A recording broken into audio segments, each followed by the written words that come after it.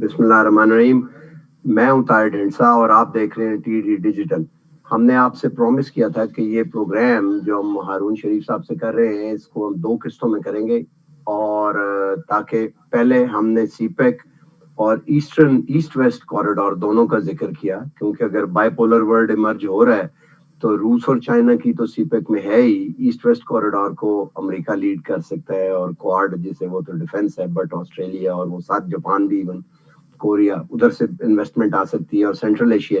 تو اس پہ ہم نے پوری طرح تو بات نہیں ہو سکی ٹائم کی کمی سے, بٹ اس پہ ہم نے بات کی. آج ہم بات کریں گے پاکستان کی انویسٹمنٹ اور انویسٹمنٹ کلائمیٹ پہ, اور اس کے ہم 2-3 حصے کریں گے. سب سے پہلے تو ہم پاکستان پہ بات کریں گے. اس کی وجہ یہ ہے کہ ہم جس شخصیت سے بات کر رہے ہیں وہ کرتا دھرتا رہے. He was minister for state for investment in a very recent past, اور ان سے زیادہ کوئی اپ ڈیٹ شاید میرے خیال ہے اس وقت اور کوئی ہونا یہاں پہ. تو ہارون صاحب ویری وارم ویلکم. جی بہت شکریہ جی, once again thank you Tahir صاحب. تھوڑا سا جسٹ ٹو کک سٹارٹ میں چاہوں گا کہ بیسک پریمائس آپ اس کا بتائیں, بالکل چھوٹا سا کوئی. دیکھیں, کسی بھی ملک میں جو انویسٹمنٹ ہے اوور آل اس کے 3 حصے ہوتے ہیں. ایک جو پبلک سیکٹر کی یا گورنمنٹ کی انویسٹمنٹ ہوتی ہے ڈیولپمنٹ کے اندر, جیسے انفراسٹرکچر کے اندر, ہیلتھ کے اندر, ایجوکیشن کے اندر. اس کے بعد اسی ملک کا پرائیویٹ انویسٹر جو ہیں وہ انویسٹ کرتے ہیں انڈسٹری میں, سروسز میں. اور بڑی امپورٹنٹ انویسٹمنٹ جو ایشیا کی گروتھ کا حصہ ہے وہ فورن ڈائریکٹ انویسٹمنٹ ہے, جو نہ صرف انویسٹمنٹ آتی ہے بلکہ ٹیکنالوجی اور مینجمنٹ ایکسپرٹیز کو بھی لاتی ہے. پاکستان کی اس وقت جو اوور آل انویسٹمنٹ ہے وہ تقریباً ہماری گروس ڈومیسٹک پروڈکٹ کا 15% کے آس پاس ہے, جبکہ ہمارے جو کمپیٹنگ کنٹریز ہیں, ٹرکی ہے, بنگلہ دیش ہے, ہندوستان ہے, ان کی 25% جی ڈی پی سے زیادہ ہے. تو ہمارا چیلنج نمبر 1 یہ ہے کہ اگر ہم نے رائزنگ ایشیا کا حصہ بننا ہے فیوچر میں, تو ہمیں انویسٹمنٹس کے لیول کو سگنیفیکنٹلی بڑھانا ہوئے گا ان تینوں ایریاز میں. ان تینوں ایریاز میں سب سے کم ہماری انویسٹمنٹ جو ہے وہ فورن ڈائریکٹ انویسٹمنٹ ہے اس وقت. اچھا, دیکھا جائے ایز کمپیریزن. ہوتا یہ ہے طاہر صاحب کہ ہمارے جو دوست ہیں پالیٹکس کے اندر وہ ہر مہینے پبلک سٹیٹمنٹس دیتے رہتے ہیں کہ اتنا پیسہ آ گیا, اتنے پروجیکٹ لگ گئے. ایکچولی یہ کوائٹ ایک میننگ لیس ایکٹیویٹی ہے. جو کریڈیبل انڈیکیٹر ہے وہ یہ ہے کہ کوارٹرلی آپ کی جی ڈی پی کی پرسنٹیج سے آیا انویسٹمنٹ اوپر جا رہی ہے یا نیچے جا رہی ہے. سو ہمیں پاکستان کو, میری رائے یہ ہے, ڈینائل سے نکل کر آنا چاہیے.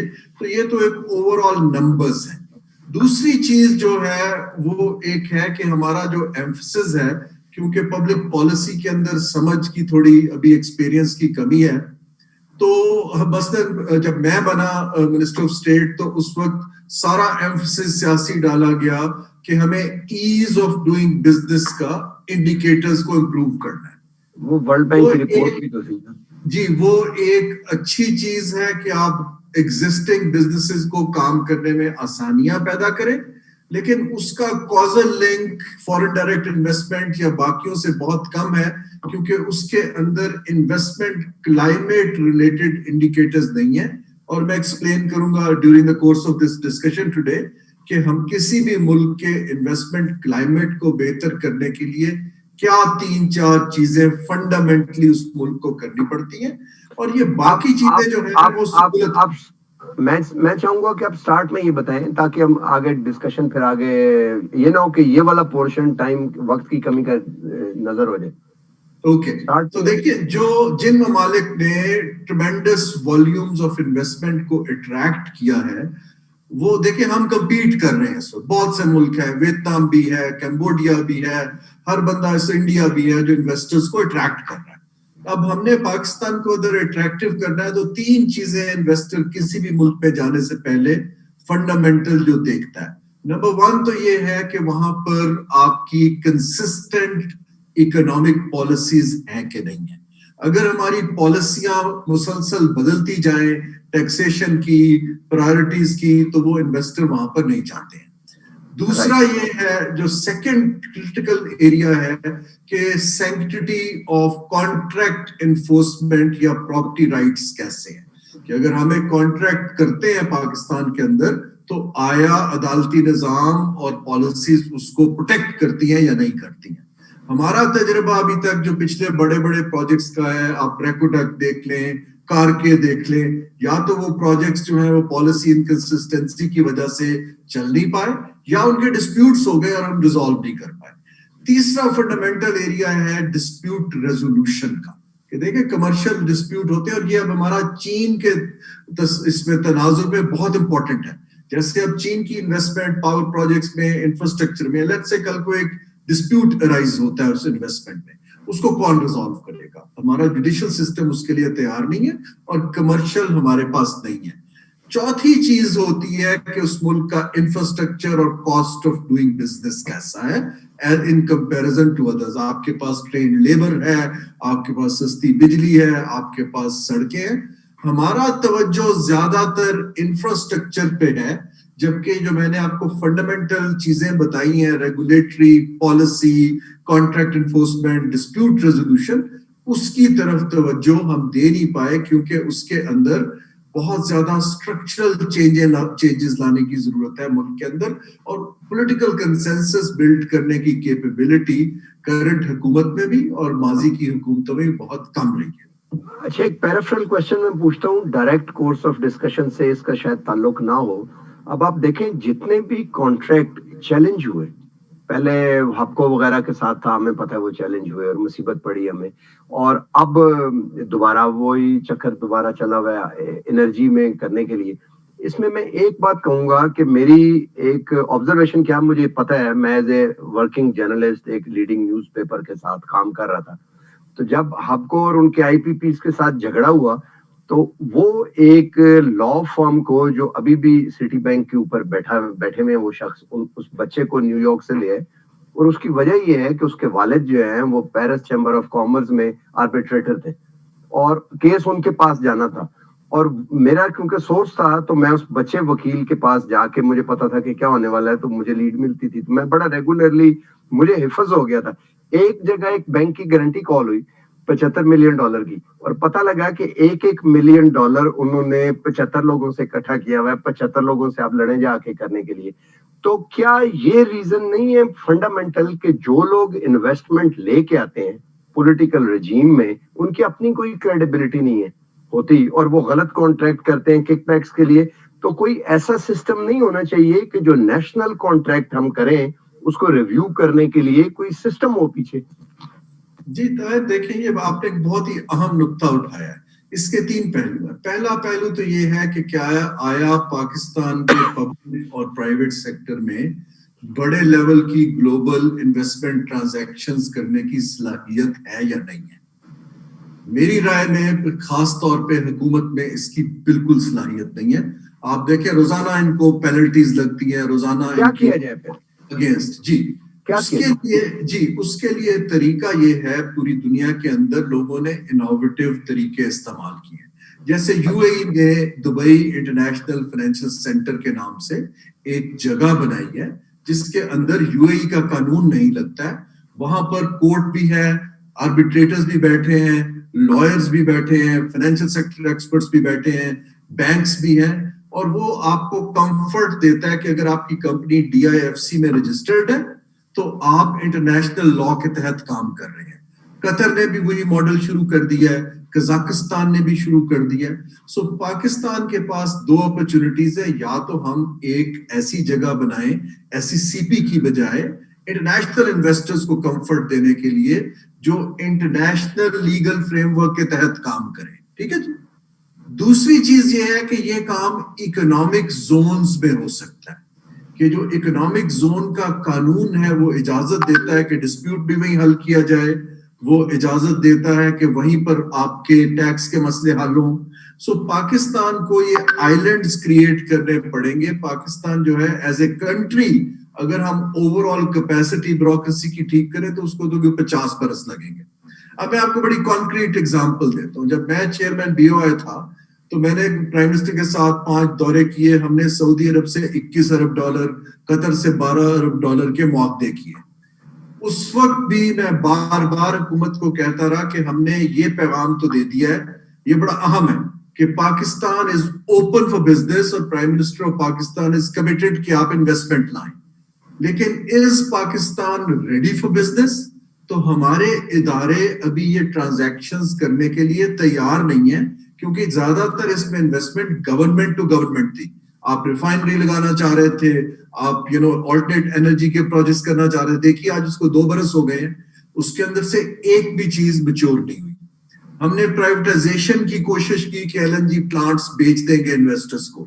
اس کی جب میں وزیر تھا تو ہم نے ڈیڈ لائن دی کہ ہم نے مئی 2019 میں دونوں کو پرائیویٹائز کر دینا ہے. آج آپ دیکھیے کیا تاریخ ہے, ابھی تک ان کے اندر 1 انچ بھی آگے نہیں کیا. اب اس میں جو ایک وجہ تو صلاحیت کی ہے کہ آپ کو یہ کام آتا ہی نہیں ہے. دوسری وجہ یہ ہے کہ جو اداروں کا انٹریکشن ہے اور کوارڈینیشن ہے وہ بہت کمزور ہے, وفاق کی صوبوں کے ساتھ, منسٹریز کی آپس کے ساتھ, اور پرائیویٹ سیکٹر اور حکومت کی. تو انویسٹر ان حالات میں پھر شائع ہو کے وہی انویسٹمنٹ جو پاکستان آنی تھی وہ کسی اور ملک میں چلی جاتی ہے. تو یہ ایک میں اور چھوٹی سی چیز کوٹ کر کے آپ سے اس کا سلوشن چاہوں گا, اور میں چاہوں گا کہ آپ اس کو بتائیں بھی تھوڑا سا. آپ SCCP میں رہے اور سینئر پوزیشن تھی, یو آر ایگزیکٹو ڈائریکٹر میرا خیال ہے. جی میں ایگزیکٹو ڈائریکٹر بھی تھا اور چیئرمین سیکریٹریٹ کا ہیڈ بھی تھا. ہیڈ بھی تھے, تو it's a very very crucial, it's a pivotal position. میں بھی کچھ دیر رہا ہوں SCCP میں, اتنی سینئر نہیں, بٹ میں چیئرمین کے ساتھ کام کرتا تھا. اور چیئرمین جو ہے وہ ایک انویسٹیگیشن کر رہے تھے فورنزک, یہ جو $10 بلین کا اسٹاک ایکسچینج میں ہوا. اور اس چیئرمین کی لرننگ کرو ہو جو ہو مجھے نہیں پتا, اس کی انٹیگریٹی میں کوئی شک نہیں. میں گارنٹی دیتا ہوں کہ انٹیگریٹی اس شخص کی میں کوئی کسی قسم کا شک نہیں. اس وجہ سے کہ وہ چھوڑنے کو تیار نہیں تھا, ایک پولیٹیکل پارٹی نے لنڈن سے فون کر کے جنرل مشرف کو کہا ان کو ہٹائیں. انہوں نے کہا چھٹی ہے, انہوں نے کہا آج ہی ہٹائیں, کیونکہ پارلیمنٹ میں مدد چاہیے تھی اور خبر چھپی چھٹی کے دن چھٹی. تو بات یہ ہے کہ SCCP میں اگر آپ جان بوجھ کے SCCP کی جو پروگریس ہے اسے ایروڈ کر دیں گے تو وہ تو اس کا مطلب تو یہ ہوا کہ یہ کوئی ٹیکنیکل یا کیپیسٹی نہیں ہے. کرپشن جو ہے اس کو اس سے کیسے نپٹا جائے. آپ جو فری زون بنائیں گے, اب دیکھیں جو CPEC ہے وہ ویسٹ آف انڈس ہے سارا, اور ویسٹ آف انڈس آبادی نہیں ہے, اس میں کچھ ایشو ہوں گے ظاہر ہے انویسٹمنٹ لانے میں. آپ کو پتا ہے چائنیز نے خود ایسٹ والی پہلے ارلی ہارویسٹ میں انہوں نے کروایا ہے کہ تاکہ ایک دم کام چلنا شروع, برتھ بنائی وہاں پہ کراچی میں. تو اس کا کیا حل آپ سمجھتے ہیں؟ میں اس لیے کہہ رہا ہوں کہ ایک شخص ایسا جو وزیر ہے, جو BOI کو سمجھتا ہے, جو انٹرنیشنل اسٹیبلشمنٹ کو سمجھتا ہے, اگر اس کے پاس سولوشن نہیں ہے تو پھر تو اللہ حافظ ہے. واٹ ڈو یو تھنک اس کا کیا کیا جائے؟ میں تو آپ کو بڑے کلیئر سولوشنز دے رہا ہوں. دیکھیے جو گفتگو ہے نہیں, ان میں بھی تو یہی ہوگا نا کہ نہیں ہوگا. دیکھیے جو کرنٹ سٹرکچر آف گورنمنٹ ہے, جہاں پر لائن منسٹریز یہ کام کرتی ہیں, وہاں پر یہ چیزیں کبھی بھی نہیں ہو سکتی. جب تک ہم جو ادارے ہیں جو انویسٹمنٹ سے لنکڈ ہیں وہاں پر پاکستان کو بائی پاس کر کے کریں. جی آپ کو جو ہے نا جی, یہ جو پرائرٹی انویسٹمنٹ کے ایریاز ہیں, جیسے حسینہ واجد ایکسپورٹ کو پروموٹ کرنا چاہ رہی تھی, انہوں نے اپنے دفتر کے اندر ایک ڈیلیوری یونٹ کھول دیا, اور بنگلہ دیش کے اندر ایکسپورٹر کو انہوں نے اتنی عزت دی کہ سب لوگ ایکسپورٹ کی طرف لگ گئے. اگر یہی چیز منسٹری آف کامرس کے تھرو ہوتی تو کبھی نہ ہو پاتی. تو میں یہ ایکسپلین یہ کرنا چاہ رہا ہوں کہ یہ جو ہمارے جو کی ادارے جنہوں نے انویسٹمنٹ پروموشن کرنی ہے, جیسے بورڈ آف انویسٹمنٹ ہے, بورڈ آف انویسٹمنٹ بنایا اس لیے گیا تھا کہ اس کو منسٹری سے علیحدہ کر دیا جائے, پرائم منسٹر اس کے بورڈ کا چیئر ہو, انویسٹر کو پتا چلے کہ ان کے مسائل وہاں حل ہو رہے ہیں. ہوا یہ کہ ایونچولی ہماری بیوروکریسی نے بورڈ آف انویسٹمنٹ کو, پرائیویٹائزیشن کو, سب کو کیپچر کر لیا, پلاننگ کمیشن. اچھا, اب وہ جو کیپچر ہو جاتا ہے پھر وہ وہی ہو جاتا ہے کہ اسٹیبلشمنٹ ڈویژن ایک بندہ لگائے گا جس کے پاس جو ٹرانسفر ہو جائے گا. میرے ایک ٹینیور میں 1 سال میں 3 فیڈرل سیکرٹری تبدیل ہوئے. تو جو میں بات کر رہا ہوں پالیسی کنٹینیوٹی کی, وہ اس طرح نہیں آتی. ہمیں ایسے لوگوں کو سینٹرل بینک میں, SCCP میں, BOI میں بٹھانا ہے جو مارکیٹ کا کانفیڈنس انسپائر کریں اور لوگوں کو پتا ہو کہ ان کے پیچھے پرائم منسٹر کھڑے اور انٹرفیئرنس نہیں ہوگی. اچھا ارون صاحب یہ بتائیے کہ 18th امینڈمنٹ کے بعد اب میں تو یہ سمجھتا ہوں کہ مجھے تو کئی دفعہ لگتا ہے کہ 18ویں امینڈمنٹ ہم ایسے شیخ مجیب کو کہتے تھے، اس سے کمپیریبل لگتا ہے وہ 6 پوائنٹ سے کچھ زیادہ کانفیڈریشن لیول پہ ہم ایک طرح کی وہ ہے. تو یہ ریورس ہونا تو ابھی آگے مجھے نہیں پتا کیا ہوگا یا کب ہوگا، یا ہم وہ ساری جو غلطیاں انڈیا نے کی ہے، انڈیا نے کچھ چیزیں دوبارہ سے یونین کے حوالے کی ہیلتھ کی، اور وہ انہوں نے کیا یہ بعد میں. بٹ اس کے پیچھے پولیٹیکل انٹرسٹ ہے، کیونکہ صوبے میں چیف منسٹر ہاؤس سے پیسہ بنتا ہے، جا کے پیسے آپ دے دیں وہاں پہ سارا، اس میں جانے کی ضرورت نہیں ہے. تو آپ کوئی آرکیٹیکچر بتائیں کہ ہم، کیونکہ ایکچوئل تو 4 صوبے ہیں نا جن پہ ہونا ہے، کہ آرکیٹیکچر اس کا کیا ہوگا. اور اگر ہم پاکستان کو بائی پاس کرتے ہیں، یعنی ایس سی سی پی جو ہے وہ ساورن ہے، ایک طرح سے پاکستان ہے، وہ اسٹیٹ بینک کو ہم پاکستان سمجھتے ہیں، اگر ان کو ہی بائی پاس کر کے ہم نے کچھ اور بنا تو اس کا آرکیٹیکچر کیا ہوگا، اور کون اس کی گارنٹی دے گا، اس کی انڈر رائٹر کون ہوگا اس کا؟ دیکھیں یہ آپ جو بات کر رہے ہیں، اگر تو ہم نے شارٹ ٹرم سولوشن میں لوکل اور انٹرنیشنل انویسٹر کو کانفیڈنس دینا ہے تو ہمیں سیاست کو اکنامکس سے تھوڑا سا انسولیٹ کرنا پڑے گا. جو ہماری اکنامک پرائرٹیز ہیں، جو میرا وری ہے کہ اکنامک پرائرٹیز پہ کنسنسس بلڈ کرنے کی سپیس بہت کم ہو گئی ہے. ٹھیک ہے، اچھا، جو اگر کنسنسس بلڈ ہوتا ہے تو ہمیں کچھ اداروں کو، جیسے میں نے عرض کیا کہ جیسے یو اے ای نے اپنا دبئی انٹرنیشنل فائنینشل سینٹر بنایا ہوا ہے، ہمیں کچھ اداروں کو اپنی ترجیحات کو ڈیلیور کرنے کے لیے ادھر اکنامک زونز کے تحت یا ریگولیٹری اتھارٹیز کے تحت خاصی اٹانومی دینی پڑے گی، کیا تاکہ وہ فیڈریشن اور پروونس کے جو سیاسی معاملات ہیں، ہر چیز اگر وزیر اعظم یا کیبنٹ کو یا سی سی آئی کو جانی ہے تو وہ پھر بہت تاخیر ہو جاتی ہے. We have to deregulate decision making to some institutions with competent people جن کو انویسٹمنٹ کرنے کی سمجھ ہو، پالیسی میکنگ کی سمجھ ہو. تو بہت سی چیزیں جب تک ان اداروں کو ڈی ریگولیٹ نہیں کی جائیں گی، آپ دیکھیے اسی ملک کے اندر موٹر وے اتھارٹی کام کر رہی ہے، ٹھیک ہے نا جی، اس کے اوپر ایک قانون بھی چلتا ہے حالانکہ اسٹیٹ کے انڈر ہے.